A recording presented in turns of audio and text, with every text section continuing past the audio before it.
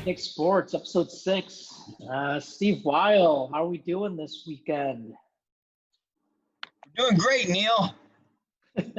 How's Florida? Yeah, it's hot, hotter than ever. I think it's like 96 yesterday. Hopefully it cools down a little bit today, but it's doubtful. We're gonna miss the hurricane though. The hurricane's gonna miss us, so. That's good. Silver linings. Yep. I got the Celtics jersey on today. I didn't want to wear it, but I think they played well. So, and it's a Garnett jersey, and I'm going to talk a little bit about why I think everybody in this bubble needs to be a Garnett to win this thing. So, but we got the first thing on our agenda, right? Dodgers pitcher Joe Kelly suspended 8 games. You got any thoughts on that? Did you see the game? Yeah, see the highlights? I did. I was actually watching the game, and I don't know. I understand. I think the suspension is less because he threw at Correa, and more because it incited a brawl type situation. And I think they're trying to avoid having players come into that close of contact under the current situation. So I think that's why the suspension is as hard as it is. Okay. I think it's less for the action itself and more for the result of the action, if that makes any sense. They want to avoid those on-field interactions. Okay, so you're saying the harshness of the punishment wouldn't be if we weren't in this situation of the virus? Yeah, I think so. Okay. Still think it's crock shit, but as far as the suspension, I don't know, because that stuff's going to happen. And nobody even touched each other. They went into a brawl situation, but nobody even did anything. They were all very conscious about what they were doing. They got close, and then they didn't do anything. Yeah, but I mean, even that close to contact, they had both teams on the field. The entire dugout cleared out and met at the field. So it's just like, if that was the Marlins right before the positive test came down and they were on the field with the other team, that could have jeopardized both teams. You know what I'm saying? Like, you never know your COVID status until you know your COVID status. Yeah, but I mean, they're playing baseball. I mean, if your guys runners on first and the first baseman's there, I don't know. I just think there's contact already in the sport a little bit, but I guess you're right. I mean, it's more contact than necessary. I think 8 games is kind of bullshit. I get what you're saying. I don't necessarily agree that that's the full reason why they suspended the 8 games. I think they're trying to protect the Astros. No, man, I don't think so. That's crazy. Did you see I don't know if it was the same game or if it was one of the next games. Altuve was, up to bat. It was a 2-strike count, and the announcer goes, and he's guessing, and he doesn't swing. Guessing's a lot harder than knowing. Yeah, that was a great line, wasn't it? I loved it. So you think the media and the consumers of watching the MLB are enough punishment for those players? The fact that we just keep beating them up on a daily basis is enough punishment? They'll never live it down. You think it's hard to be like a guy like A-Rod or Barry Bonds who have, they have this legacy with the steroid era, and they have, a tarnished reputation. They're always going to get it in the media. These Astros, man, are never going to live this down for the rest of their career and into their post-career. Yeah, even if they win another championship, isn't there going to be like, oh, how did they do that? Right. What was their method of cheating this time? Yeah. They're basically the Patriots of the MLB now. Yeah, if they start to win some championships. See, I think the Patriots, they get away from that because they just keep winning anyways. So one cheating scandal isn't going to do it because they've won so many times. It's like, oh, they couldn't cheat all those times, could they? Anyways, I thought Joe Kelly, I mean, he didn't actually beam anybody. I think he was just trying to. It's not like anybody actually got hit.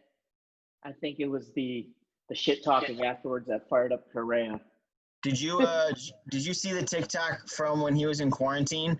he was practicing a changeup in his backyard, and he had this huge like catching net. Like it was huge. It was I couldn't even put dimensions on it. It was huge. He missed the whole thing and broke his window. Yeah. I'm like, this dude those could have been accidental pitches, as bad as that was. Yeah. So you're right. Maybe he wasn't even trying to beam him at all. It was just missing completely. But I think he was trying to hit him, but I don't think and people were getting upset they were aiming for his head. I don't think it was as vicious as that. I just want to point that out. I just think he was trying to beam him in the back. It's a lot harder than you think, I think. Yeah, definitely. So, all right, let's move on from that because that was like late news, and our podcast is on Saturday. This happened on on a Tuesday or something. Happened so long ago. I know. Does anybody even remember who Joe Kelly is?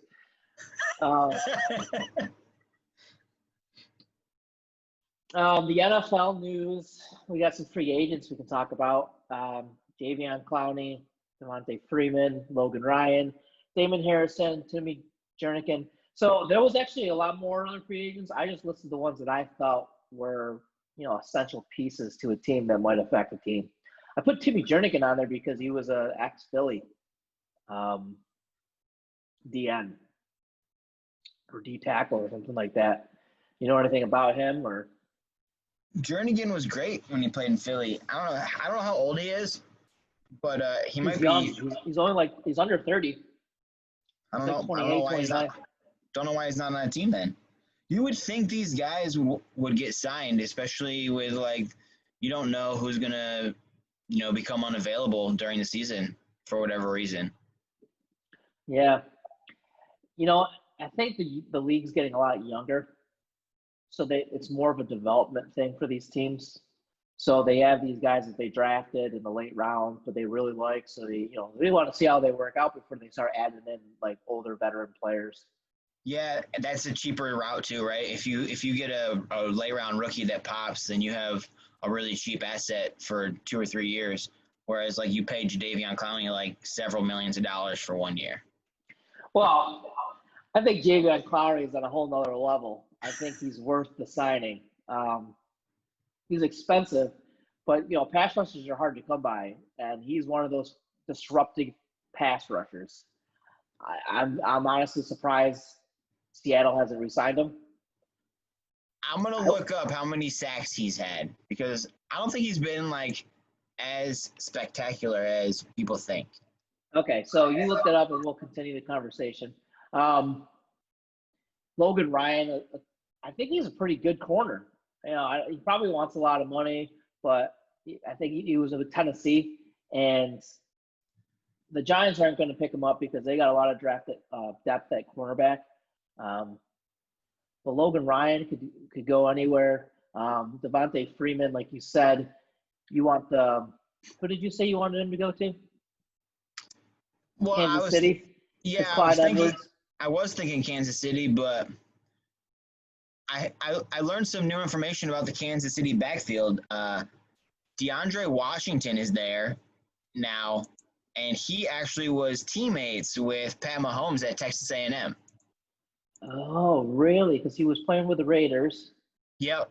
He was like a pass catching back, I thought, with the Raiders. Yeah, and he played significant snaps in 3 games and finished as a running back 1 or 2 in all 3 games. So he was utilized in those games when he did play for the Raiders. Interesting. Yes, and then Pat Mahomes really pushed for him to come to Kansas City and sign there. And so now that there's availability for him to get on the field, it might not be a clear cut, workhorse spot for Clyde Edwards-Helaire. Very interesting. Yeah, because you're always looking to see, who's going to, get some touches. That's the thing with the running backs. I mean, there's very few clear-cut number 1 running backs. So you got some stats on Jadeveon Clowney? Yeah, I'm pulling up J.J. Watt too, just to compare them since they were teammates. Okay. Those were probably his best years too, when he was healthy. All right, so Jadeveon Clowney has never had a season with double-digit sacks. In 2017 and 2018, he had 9 and 9.5 sacks, and then in 2016, like his first full season where he played a majority of the games, he only had 6 sacks, and then in 2019 with Seattle, he only had 3 sacks. And that was last year. So you compare that to a guy like J.J. Watt, he's had 17.5 sacks, 20.5 sacks, 20.5 sacks, 10.5 sacks, 16 sacks. Like, that's 5 years of double-digit sack performance. I just don't know if Jadeveon Clowney is as important in that spot to pay that much money for. Like, if you could get him on the cheap, he's, a high motor guy. He'll disrupt plays, but he might not be worth that premier paycheck. I gotcha. Maybe that's why Seattle's a little hesitant because of the production. 3 sacks is kind of pitiful. Yeah. Huh. See, sometimes for me, it's not always about the production, but the disruptiveness, like you said. But that price tag is more about production than it is. Yeah, because you want that guy to get double teamed. Like, if you're gonna have that premier DN rusher, you want him to eat up double teams to free up your other guys. But if he's not producing, if he's not a double digit sack guy, maybe he's not getting that double team. And if he can't beat a tackle 1-on-1 and get double digit sacks, I don't know. I don't know if teams want to pay him that much money for that type of performance. Yeah, and he plays the right side a lot. So he's getting the left tackles the best on the offensive line as far as pass blocking linemen. He's going to sign somewhere. Yeah, you're right. 3 sacks, but somebody will pay him. Damon Harrison, who played for the Giants, D tackle at Detroit last year. He's still unsigned too. I always liked Harrison when he was with the Giants. He always stuck the run. He eats up blocks. Did he get hurt at the end of last season? I don't know. Good question. I don't know. It's possible. But he's getting up there with age. He's like 30. I think somebody will sign him. I bet you Detroit re-signs him. I don't know why they wait this long. I mean, he only had 2 sacks last season. Yeah, but he's more of a run stopper. Yeah, he's more of like a eat up blocks, eat up the run. All right, so I want to take a break and we'll talk about the Keenan Allen tweets. I think it worked well when we took the breaks too because made the video editing a lot easier. All right, cool. Yeah, I was thinking the same thing. All right, cool. All right, take 1. Take 5. All right, welcome back to Picnic Sports. Steve Weil and Neil Dietrich here on the podcast. Steve, top 100 players of 2020. Did you have any beef with the rankings? Yeah, Carson Wentz wasn't there. He wasn't on the top 100 at all? Not on the top 100, but Josh Allen. And so I don't know what Josh Allen's done that Carson Wentz hasn't done. I don't know, lose to the Texans in a game he shouldn't have lost maybe. I don't know. It's wild. So what's Josh Allen, like 90-something? 80-something, I think. Really? Well, these are the players, so maybe the whole entire Buffalo Bills team voted for him. Which, right? I don't know exactly how that works, but I didn't vote for it. You didn't vote for it. The players voted for them. It's probably mostly based off last year's production, right? Yeah, you mean the year that Carson Wentz had with no wide receivers, but was still like a top 10 quarterback? Well, I don't know who to blame for that one. I would think he'd be up there over Josh Allen too, but who knows? Okay, so Keenan Allen's got some beef for it with it too. Apparently, he made some tweets on Twitter, calling out Mike Evans, Chris Godwin, and Tyreek Hill, and He said he was not going to bite his tongue any longer. And the list goes on as far as the wide receivers that he thinks he's better than. He goes faster than every day of the week, but separation child, please.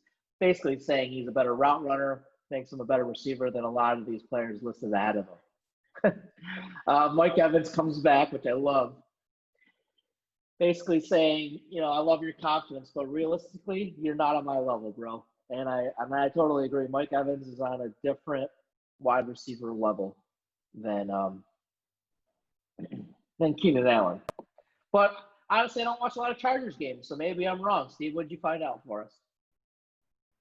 So if we're going to compare Keenan Allen to Mike Evans, Chris Godwin, and Tyreek Hill.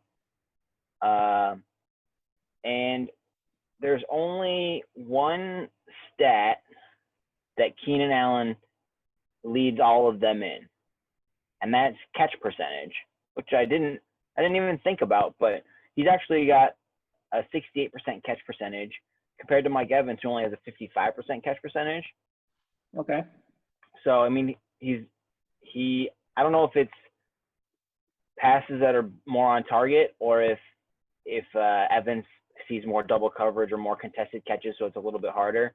I don't know if it's specifically drops or stuff like that, but he catches more of his targets than Mike Evans at a better rate. What about Chris Godwin? Because Godwin was in the slot as well. Godwin's a 66% and Tyreek Hill's a 67%, so they're right around the same as Keenan Allen.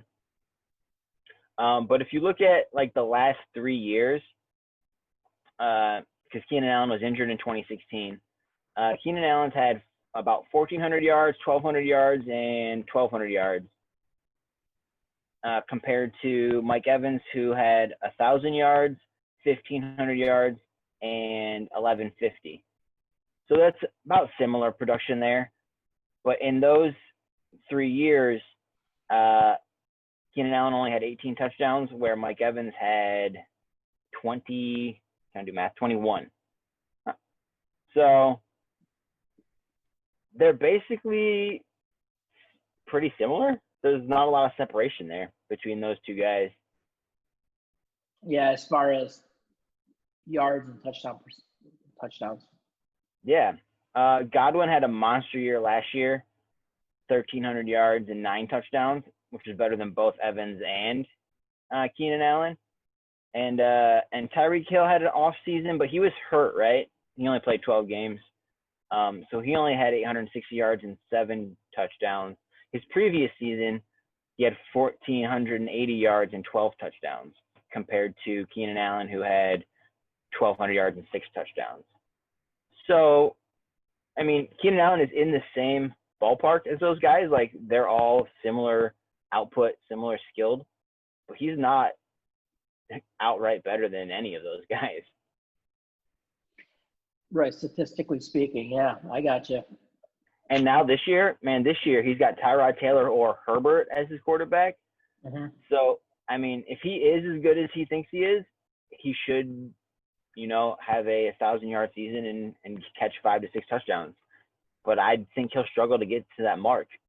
Tyrod Taylor's never had a wide receiver 1 for a fantasy wide receiver. And his best wide receiver that Tyrod Taylor ever produced was Sammy Watkins in 2016. In 2015. You got Sammy Watkins stat there?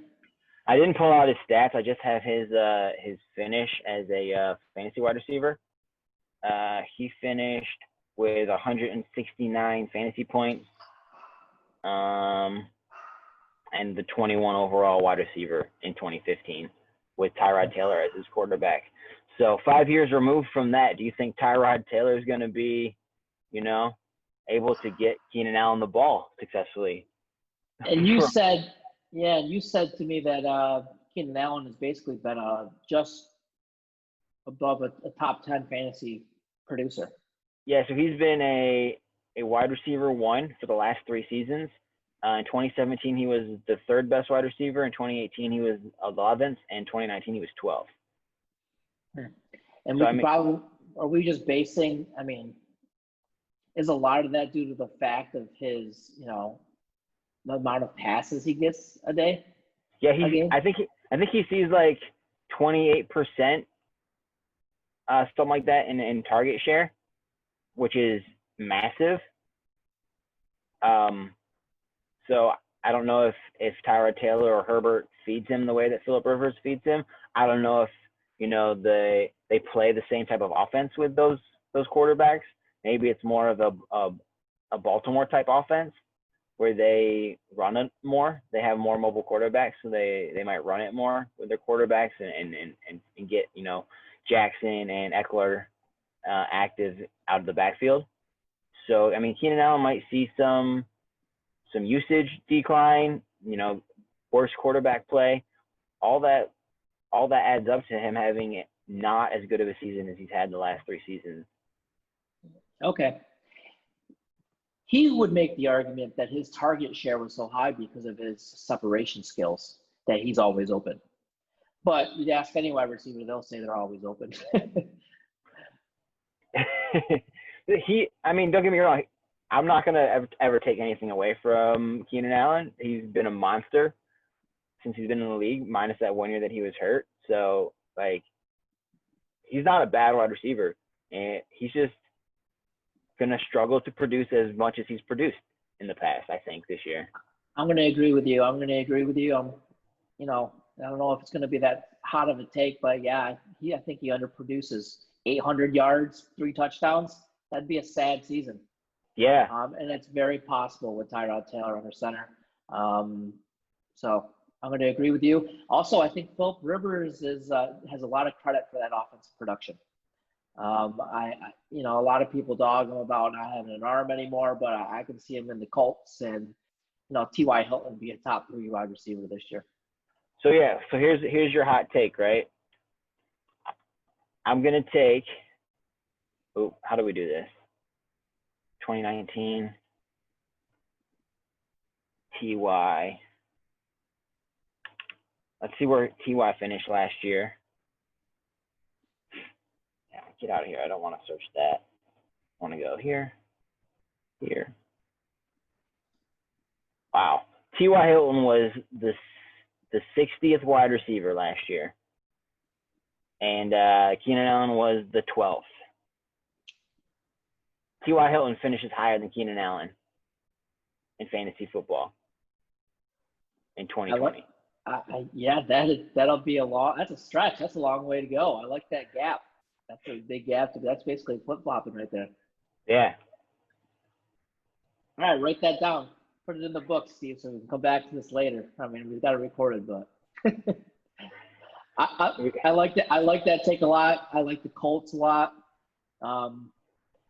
They did draft they drafted Pittman Jr. out of USC, so they do have a couple other options, and then they got that Paris Campbell from Ohio State. So I don't know if T.Y. Hilton is going to be the only guy who's going to get the ball. I don't necessarily think he's the slot guy that Keenan Allen was, and I think Philip Rivers might be dumping it. But I like that take a lot. T.Y. Hilton actually helped me win a fantasy championship 2 years ago. I traded for him. I got T.Y. Hilton, and he was coming on at the end of the year. That was the year Antonio Brown was still playing. And I tried to draft for Antonio Brown, and the league shut it down. So I ended up trading for T.Y. Hilton. I got T.Y. Hilton, and I won that season. But yeah, that's a fucking awesome take. And I like the Colts a lot, and I think T.Y. Hilton. I don't think Keenan Allen's gonna like that, but So T.Y. actually got me into the finals last year because he was hurt going into that second to last game of the playoffs, and he didn't have any catches the whole game, and I was losing my mind, and I was only down by 3 points. And then on that last drive, he caught 3 balls for 40 yards, and I ended up winning the game. And then I lost the championship because I played Pascal over T.Y. in the finals. If I would have played T.Y., I would have won the championship. Oh, what were you thinking? I was thinking that he was going to have another bad game because he had a bad game the week before. Oh, yep. Never chase the numbers, Steve. Never chase the numbers. Okay, let's move on to – I don't know how long we want to discuss this, but it's that points system fantasy thing we're going to try to do for the league. We'll put up a spreadsheet. We should probably get another person involved with this, even if they're not on the show regularly. Maybe I'll ask Jake or Ryan. Well, what did you think of the idea? Basically, each Saturday we'll pick players from around the sports world in separate games. It'll be a new player every week, and we'll keep track of the points based on performance. Very simple. Baseball, basketball, football, and then we'll tally it. We'll keep a leaderboard as far as basically you got to pick the hot player each game. So last night, who was the hot player last night in the game where we were watching? Burke was pretty hot. Trey Burke. Trey He was Burke, yeah. 6 for 6 from 3. That was wild. I don't know. Harden was pretty hot too. Ended up having 49 at the end. 49, right. So I think that'll be fun. Did you freeze on me? No, we're good. Yeah, so what do you think about that?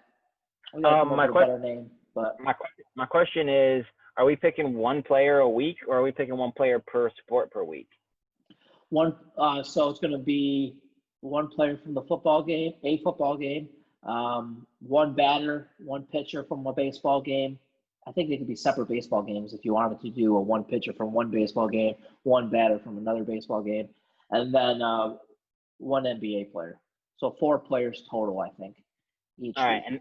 and do we have to designate which game we're picking them for?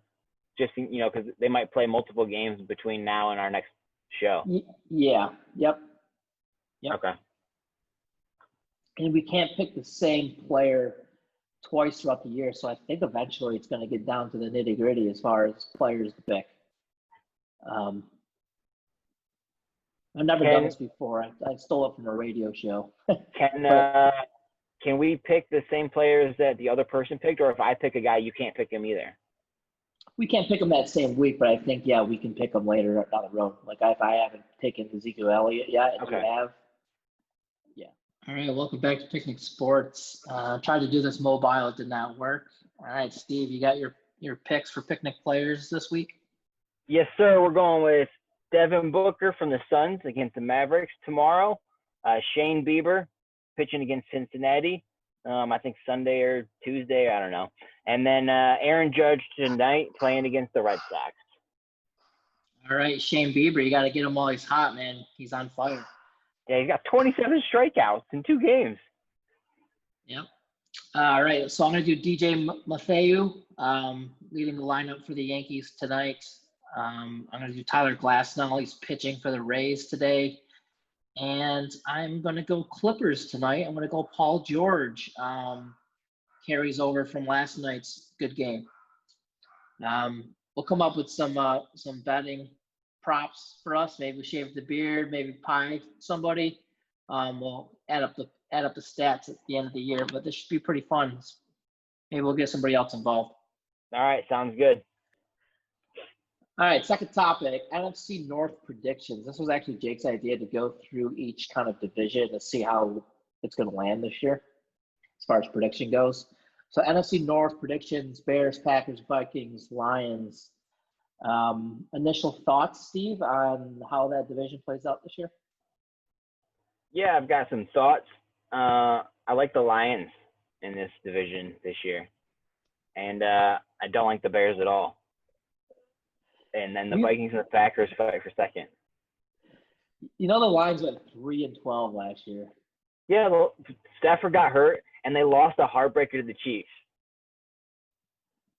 So what, make it 4 wins instead of 3? If they beat the Chiefs, and were 4-0 or whatever they were, 3-1 at the time, or 3-1-1, or they had a tie in there. I don't know what was going on. They had so much crazy stuff happen at the beginning of the year. They were in good shape and until Stafford got hurt. I didn't know that. Okay, so the first games they were looking hot, like 2-0 or something like that. Is that what happened? Yeah. Let's pull it up before. And then they just fell off a cliff, huh? Yeah. Well, then Stafford got hurt. You know what? Yeah. All right. He got hurt, but what happens is they win those couple games, but then they start playing the division, and their division kicks the shit out of them.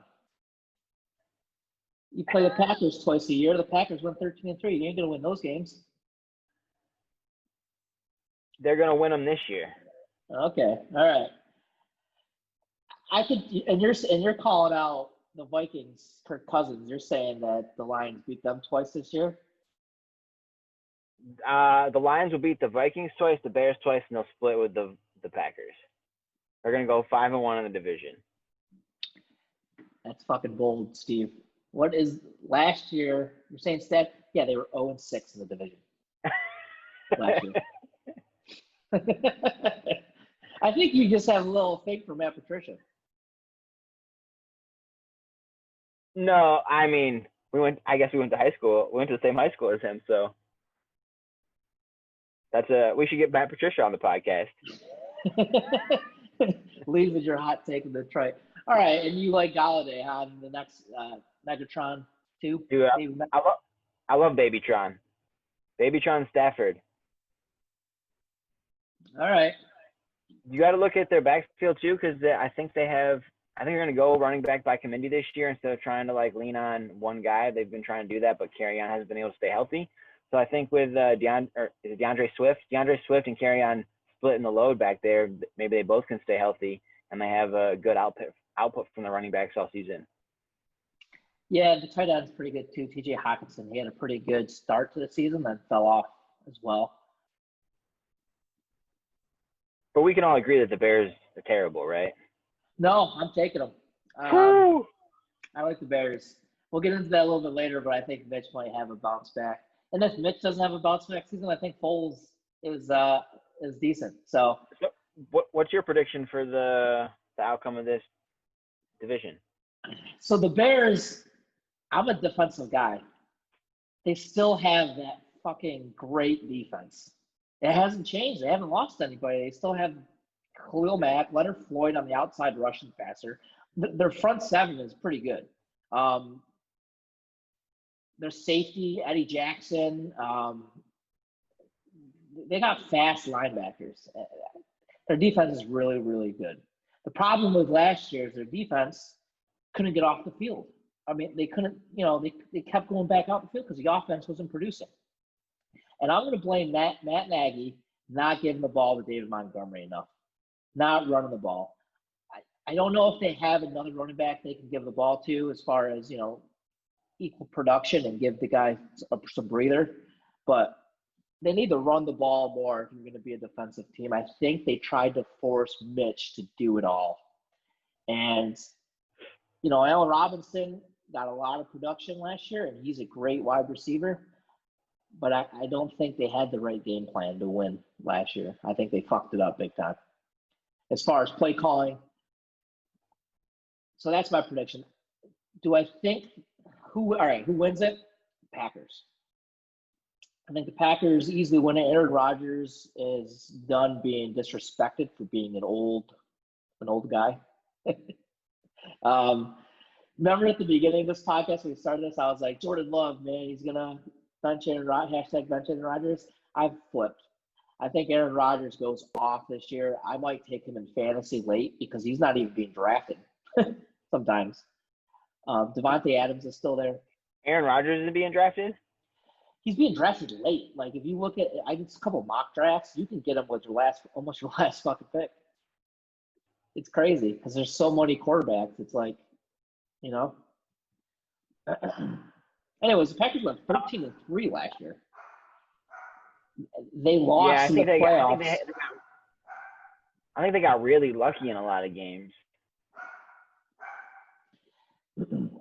They still have the two running backfield, and they produced a lot last year. They need some defensive help, but this is only Matt LaFleur's second year with Aaron Rodgers.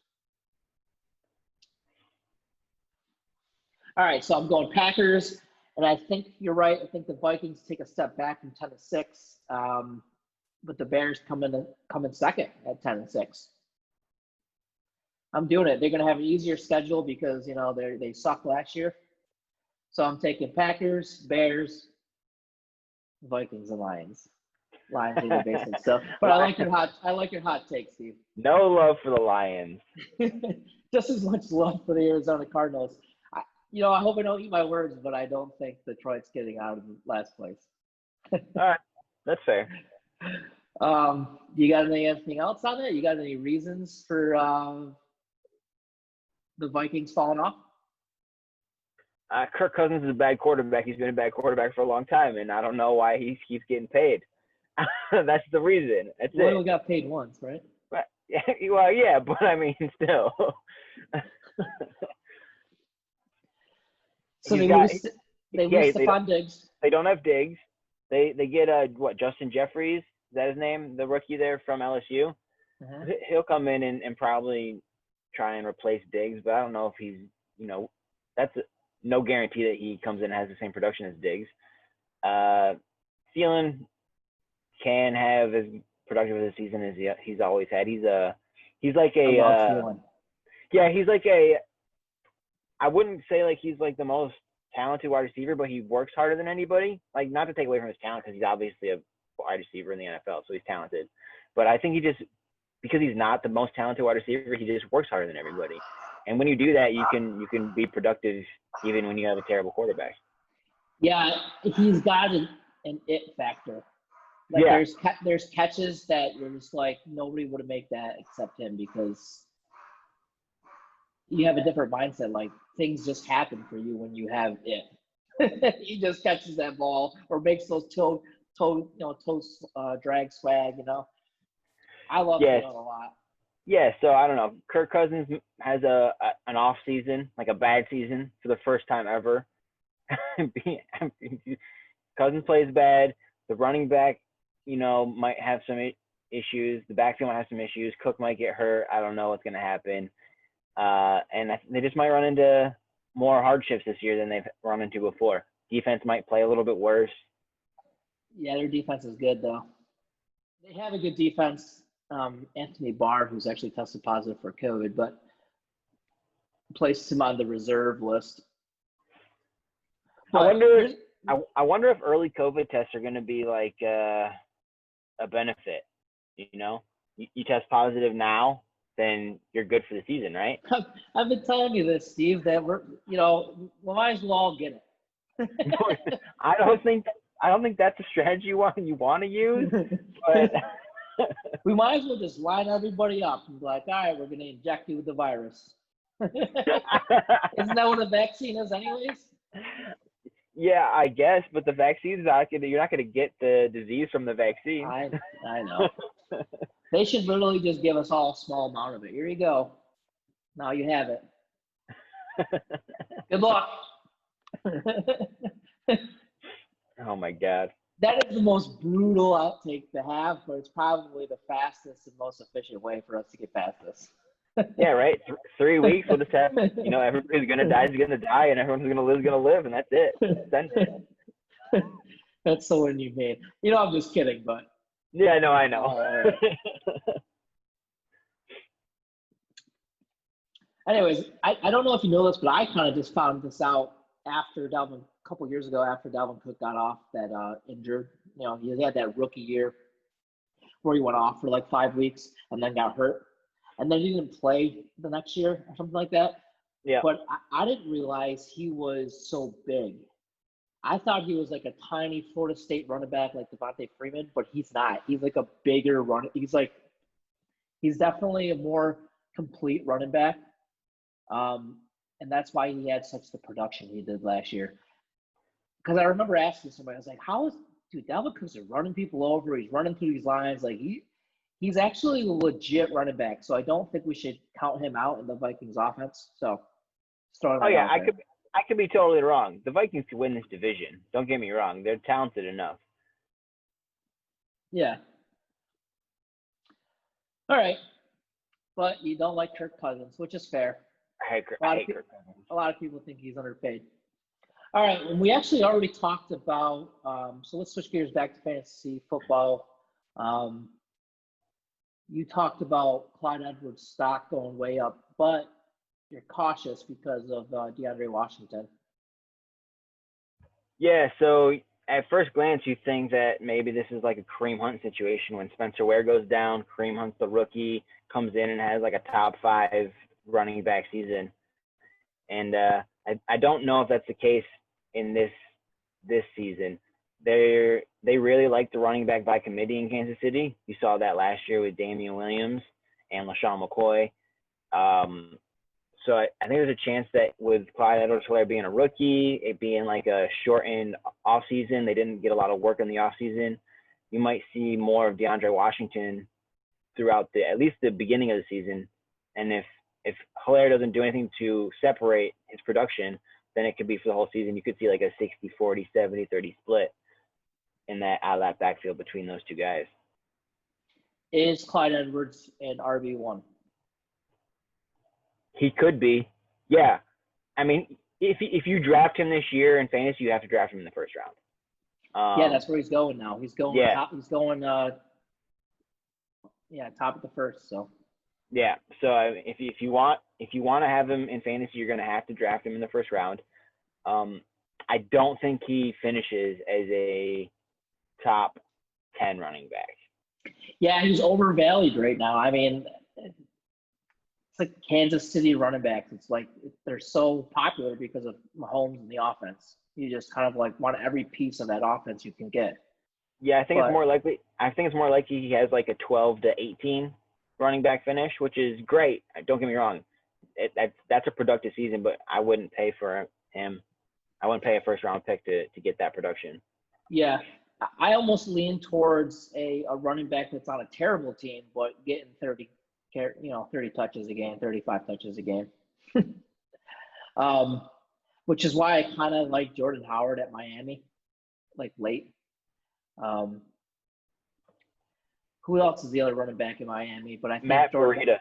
Matt Breida. Oh, okay. Yeah. So it's going to be a little bit of a committee, but I think he might get the goal line carries. But late round. I mean, this is like Flyers. Dude, you can Jordan get Jordan Howard. You can get him late, and I think he's a good value pick, especially if Tua takes over at some point, which I think he will. Which is also why I like Mike Gesicki, the tight end at Miami, because I think rookie quarterbacks tend to dump it to their tight end. Along the same line with your running backs on bad teams, I think David Montgomery is a good running back on a really bad team. Tell me more, Steve. I agree with your sentiment from earlier, how he should have gotten the ball more. Like, he was fairly productive when he did get the ball, and he had really good games. He had, 2 or 3 or 4 like monster games. Mm-hmm. And then just like the rest of the time they're like, we don't really want to give him the ball anymore. And this didn't make any sense. They like Tariq Cohen a lot too. So Tariq Cohen was always out there on third down, which makes sense. But you don't necessarily have to throw the ball on third down, which I don't like. Why do you line up to show the defense? We're going to throw it. It's 3rd and 4. We're throwing it. Like, I just don't get it. Yeah, I'm with you there. David Montgomery has a good season, fantasy football.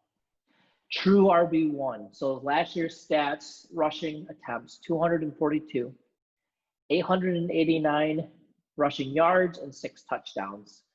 So are we adding we're adding 200 yards to that and 2 more touchdowns? Is that what you're thinking? 1,000 touchdowns, or 1,000 touchdowns. 1,000 yards and 8 touchdowns. Let's go.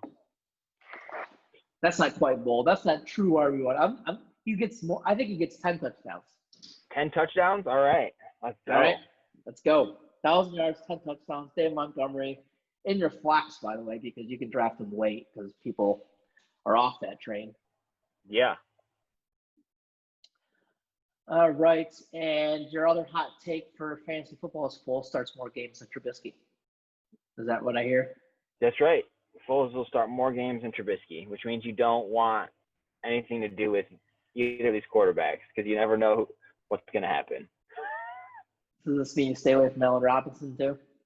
No, Allen Robinson can be productive because he had a terrible year from Trubisky, and he was super productive last year.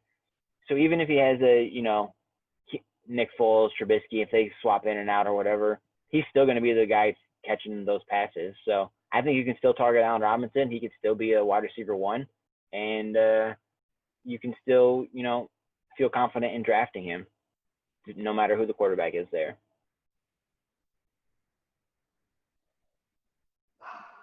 All right, looking at Mitch Trubisky's stats, pretty pedestrian, I guess. 2018, it was his best year out of the 3 years. His rookie year was, you can just take that as a wash. It was like 8 touchdowns, 8 interceptions. But this 2018 campaign, 3,200 yards, 24 touchdowns, 12 interceptions, so nice 2-to-1 ratio. But he had rushing stats, 400 rushing yards, 3 rushing touchdowns, which he didn't have last year. But his touchdown interception ratio was a lot worse last year. 17 touchdowns, 10 interceptions. Completion percentage dropped 30 to 32.2 from the 66.6. And that ratio isn't very good, 66.6, right? So pretty pedestrian, but I think he gets back on. I don't know. I'm not giving up on him, Steve. I'm putting it that way. All right. I mean, he's got Nick Foles. If not to be competition, if not to be there to take his job, he's got him there as a mentor. And Nick Foles has always been a good teammate to other quarterbacks that are starting ahead of him. He did that with Carson. He did that with, I think, Bradford in LA or St. Louis, wherever they were. So he's a good backup quarterback to have in your room. And if you're not going to play him, he's at least got enough knowledge of football to pass that on to your starter. Yeah, I think Chicago really wants to make him work since they did trade up to get him. So if not, it's going to be another first-round quarterback bust that we actually haven't seen in quite a while. All right, moving on. You want to take a quick break and we'll talk some NBA because there's a lot of NBA to talk about. Yeah, I love it. All right. Cool. Welcome back to Picnic Sports. I'm Neil Dieter. It's Steve Weil. We're going to talk some NBA before we get on with the podcast and our Saturday. So NBA talk. What a great weekend for sports, man. Every single one of these NBA games was fucking awesome, and I enjoyed it very, very, very much. Close games. We had overtime. Dude, oh, man, it was so great. My question was, for the first game, where was Zion in the final crucial minutes? Zion was on a pitch count, apparently. What the fuck? And I don't know why. Like, if you're gonna play to get in, if you're gonna limit his minutes, you can still play him at the end of the game. Just don't play him at the beginning of the fourth quarter. Just save those minutes for the end of the fourth quarter. On that last play, they could have at least put him in as a decoy if they didn't even want to use him. Like, come on. Very, very bad management, bad coaching on that part. I mean, why is he even on a pitch count? Is he hurt? He's got that knee issue from the beginning of the season. I don't know if they're still worried about that. I don't know. I have no idea. I don't think they believe in it. Well, how do you think that? You don't think that they believe that they can win this? They don't think they believe they can get the 8th spot and win this fucking thing? Because that tells me that they really want to invest in the future. They're more worried about Zion next year than they are about winning anything this year. That's what it looks like to me. It's probably a fair statement. Yeah, because, he came out and he dominated in the beginning. He had the first 5 points of the game. He looks great. He looks great. Couple close charges there. The way his style plays, it's like bully ball. You know what I mean? He gets up in there. But Utah Jazz win, baby. That's my pick. That's my team. Gobert and Mitchell are fire, dude. These young players like Donovan Mitchell, who's the other guy that played last night? Tatum? They just had, Tatum and the guy from Memphis is really John Morant. John Morant. These guys are good. They're the real deal. They're the future of the NBA. But Gobert, Mitchell, fire. I think I still like my pick. You're right, though. When you said the big boys are up next, the 2 LA teams, because those teams, I don't see how anybody can beat those 2 teams. Anthony Davis is just cheat codes. I don't know who can defend him. Maybe Giannis, but that's it. All right. Does LeBron have enough energy to finish this? Does LeBron have enough hair? Because he's bald. He needs to just shave it off. He's living in denial. But energy, he's got plenty of energy. The dude spends more money on his body than anybody's ever spent on their body in the history of the planet. he was tired after that game. He posted an IG video or something like that. He was exhausted after that game. And imagine having to do that. I mean, it's not like he had to carry the team like he did in Cleveland, but he was dude. He was tired. He's going to do what LeBron does best. He's going to defer when he can. You know, he's got AD. He can lean on AD whenever he wants. He can make those passes to those three-point shooters. That's his favorite thing to do in all of basketball history. He loves just getting open three-point shooters the ball. And then when that doesn't work, he's gonna take over and he'll drive to the basket and he's gonna score. And he's gonna do that until he dies on the court. Because and it's not gonna be this year. He's gonna be fine. When I was watching that game, they had a hot start, and I almost thought it was slipping away from them. The Clippers were coming back. Paul George was hitting everything. And I almost thought the Clippers were coming back because LeBron was getting tired or something, or LeBron wasn't out there. But the Clippers were coming back, and then all of a sudden, here comes the Lakers again, and they just find a way to win. LeBron finds a way to win, and he played defense. He stopped Kawhi. He stopped Paul George on crucial possessions. That's the difference maker. What was the final score? How much did they beat him by? 4? It was a close game. Let me see. I think the Clippers have to feel pretty good about that because they didn't have Lou Williams. You know, their team isn't at 100% yet. That was a good tune-up game to see where they're at. The Lakers are going to have, guys that they're missing longer than the 2 Clippers points. will. 2-point loss. So the Lakers don't have is it Avery Bradley and they don't have Rondo. So they're going to feel that the longer this playoff goes, that they're replacing these integral pieces. Where the Clippers are going to get Lou Williams back. They're going to, get healthier. I think the Clippers aren't too worried about these 8 games. They're just going to go into the playoffs as the 8 seed, and then they're going to turn it on. Watch out for the Clippers. Okay. All right. Yeah, it was watching 2 heavyweight fights go. I mean, these two teams are really, really well, really played well. All right. So what else do we see? Clippers could have won easily. Paul George is good. And like you said, later down the road, they have a good chance of getting players back and beating the Lakers when it counts. I put in the notes here, Memphis blows win, Melo clutch.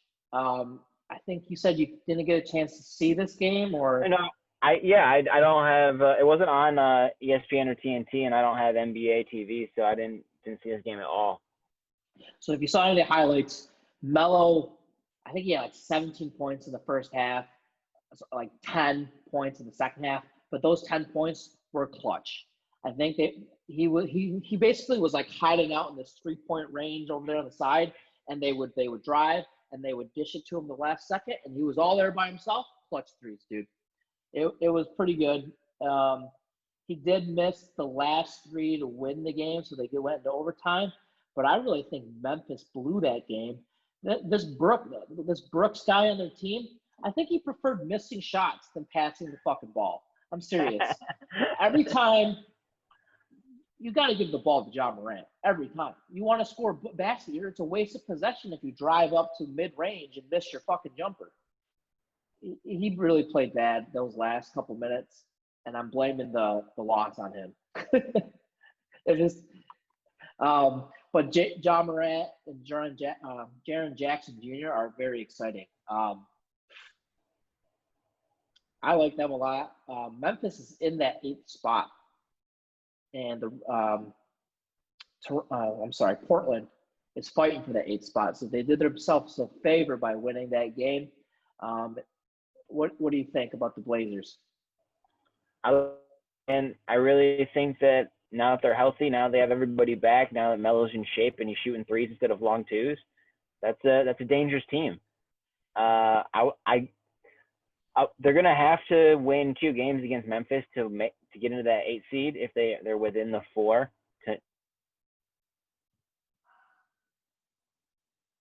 You cut out, Steve. You cut out.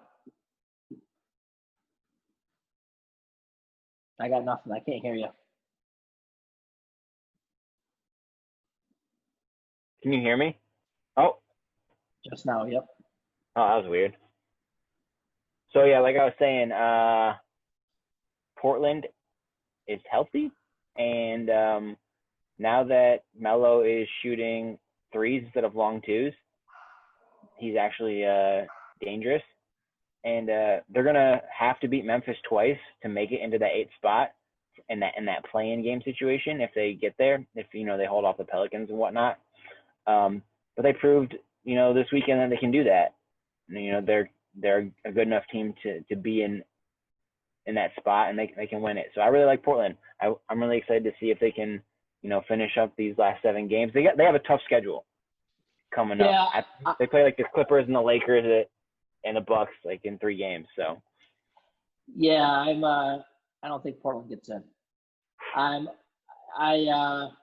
like Memphis. I like Memphis, and I don't think they should have won that game last night. No matter how much Melo was, I don't think they should have won. I don't think the Rockets should have won their game, but they did. Yeah, wasn't that an incredible game? Dude, that was wild. I couldn't believe it. I was barely paying attention down the stretch of the 4th quarter, and then when I looked up, they fouled James Harden. I'm like, what is going on here? And Dallas is good, man. Porzingis, and they have the talent there. They have big, tall players in the post, but it doesn't matter. The Rockets play their game, and they just outrun everybody. So I played the 2K My Player mode in 2018, 2019, whatever it was, when Doncic was a rookie, and I ended up being on the Mavericks. So it was me, Doncic, Porzingis, and we were exactly like they played last night, just hitting mad threes all the time. Porzingis, Doncic, Burke, and we ended up winning the championship in 2K with that team, and they literally look exactly like that 2K team. It's wild. Yeah, I'm surprised. Yeah, the West is stacked, isn't it? The West is stacked. Yeah, wait, what? Mavericks are the 7th seed? Yeah. That's crazy. Yeah. They could beat anybody on any night. It's almost unfortunate that everybody's in the West. It's so good because the East I think is terrible. Oh, come on. Come on. Right. The East is pretty deep. Sixers are the 5-6 seed right now. All right, Celtics Bucks. I thought it was a good game for the Celtics facing the number 1 team in the East in Giannis. I think the Celtics did themselves a favor. I mean, they didn't lose by that much. They played well. They played good defense. The problem I have with it is they didn't have a fucking Garnett on the team, dude. Like you said, Tatum played a lot like Lonzo. He was playing like Lonzo. He was playing like Lonzo. They didn't have no dog, man. No dog. They were fucking soft. Dude, at one point, Tatum was 1 for 11, and he only had that one bucket because he was the closest guy to an inadvertent tip. Like, the Bucks put the bucket in the wrong basket, and he was the closest guy, so he got credit for that bucket. He was 0 for 10. If he makes any shots, they win that game. That loss is on him. Yeah, somebody on the Celtics, somebody on the Pelicans needs to, set a fire under these young kids. If they want to win this, they need to change their temperaments. You know what I mean? They need to go out there wanting to kill somebody. They need a Mamba mentality, man. They need a dog in the fight. So that being said, though, the Celtics did play good. Brown played good. Smart played good. Hayward played good. So that was, encouraging to see all those guys play together and play well. Kemba, was he hurt for some reason? I don't know why he didn't play into the 4th quarter. I didn't see him playing into the 4th quarter, but they might like Marcus Smart out there instead playing defense. I don't know. In clutch time. Yeah, Marcus almost had that offensive foul that he drew against Giannis. It would have fouled Giannis out with like 2.5 minutes left, but he was in the restricted zone. So. Yeah. So overall, I think the games were pretty exciting.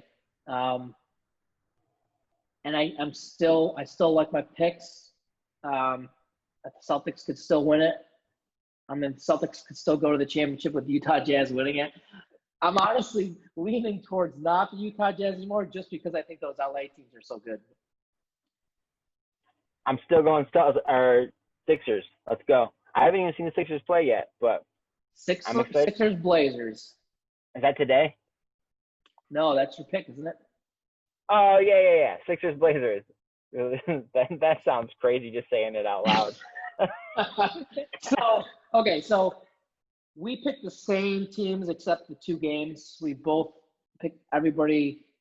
So we're tied because I took the Jazz and you took the Blazers over Memphis. I could have easily won that round of games. So let's talk Saturday games and what are our picks here just for the Saturday games. We got Heat -5 versus the Nuggets, Utah Jazz +1.5 versus OKC Thunder, Pelicans +5 versus the Clippers, and then you got the 76ers -5.5 versus the Pacers, and then the Raptors +3.5 versus the Lakers. So I went 3-5 in the spread. That was terrible. So I'm gonna take Denver. Nope, I lied. Oh yeah, no, I didn't lie. I picked Denver -1, Utah +1.5, Clippers -5, Philly -5.5, and Toronto +4.